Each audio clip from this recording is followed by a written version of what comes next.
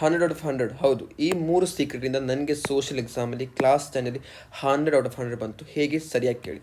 First point notes, very important. Notes ಅಂತ ಹೇಳಿದರೆ ತುಂಬ ನೋಟ್ಸ್ ಅಲ್ಲ, it's very important for theory. ಯಾಕಂದರೆ PYQs ಆ್ಯಂಡ್ ಇಂಪಾರ್ಟೆಂಟ್ ಕ್ವಶನ್ಸ್ ಇರೋದ್ರಿಂದ ಮಾತ್ರ ಕೇಳ್ತಾರೆ. ಸೊ ನೋಟ್ಸ್ ಇದ್ದರೆ ನಿಮ್ಮ ಹತ್ರ ಇರಲೇಬೇಕು. ನಿಮ್ಮ ಹತ್ರ ನೋಟ್ಸ್ ಇಲ್ಲ, ಹೋಗಿ ಕೇಳಿ ನಿಮ್ಮ ಟಾಪರ್ ಫ್ರೆಂಡ್ ಹತ್ರ, ಜೆರಾಕ್ಸ್ ಮಾಡಿ ಅಲ್ಲ ಬರೀರಿ. ಏನು PDF ಬರುತ್ತೆ ಅದನ್ನು ತೆಗೀರಿ, ಏನಾದ್ರು ತೆಗಿಬೇಕು, ನಿಮ್ಮ ಹತ್ರ ನೋಟ್ಸ್ ಇರಬೇಕು which consist of PYQs and important questions.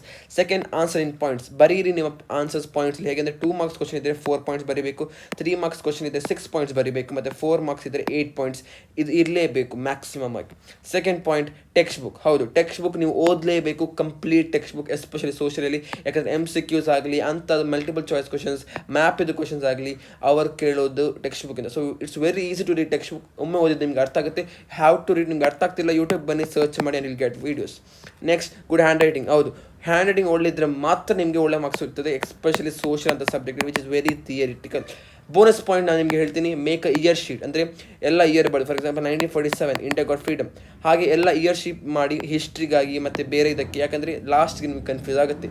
ಜಿಯೋಗ್ರಫಿಗೆ ನೀವು ಬೇರೆ ಹೆಸರದ್ದು ಶೀಟ್ಸ್ ಮಾಡಿ. ಇದು ತುಂಬ ಲಾಸ್ಟ್ ನಿಮಗೆ ಯೂಸ್ಫುಲ್ ಆಗುತ್ತೆ. ನಾನು ಕೂಡ ಮಾಡಿದ್ದೀನಿ, ನೀವು ಕೂಡ ಮಾಡಿ. ಇಂಥ ಒಳ್ಳೆ ಮಾರ್ಕ್ಸ್ ಸ್ಕೋರ್ ಮಾಡ್ಬೋದು.